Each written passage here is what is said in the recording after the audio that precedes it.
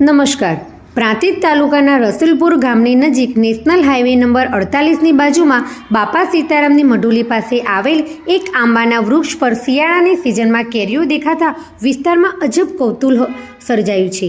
સામાન્ય રીતે આંબા ઉપર કેરીઓ ઉનાળાની સિઝનમાં આવતી હોય છે, ત્યારે શિયાળામાં આવી રીતે કેરીઓ દેખાવું લોકોને આશ્ચર્યમાં મૂકી રહ્યું છે।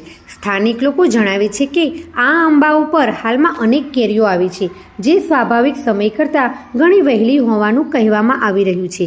કેટલાક લોકો આ ઘટનાને બદલાતા વાતાવરણ અને ઋતુચક્રમાં આવેલા ફેરફાર સાથે જોડીને જોઈ રહ્યા છે, તો કેટલાક લોકો તેને ચમત્કાર સમાન ઘટના તરીકે પણ વર્ણવી રહ્યા છે।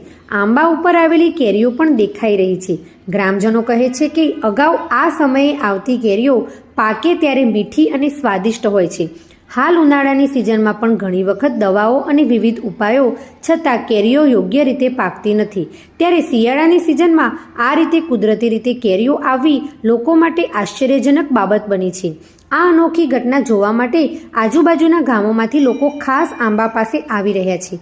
આ કુદરતનો કરિશ્મો છે કે બદલાતા વાતાવરણની અસર તે અંગે ચર્ચાઓ ચાલી રહી છે।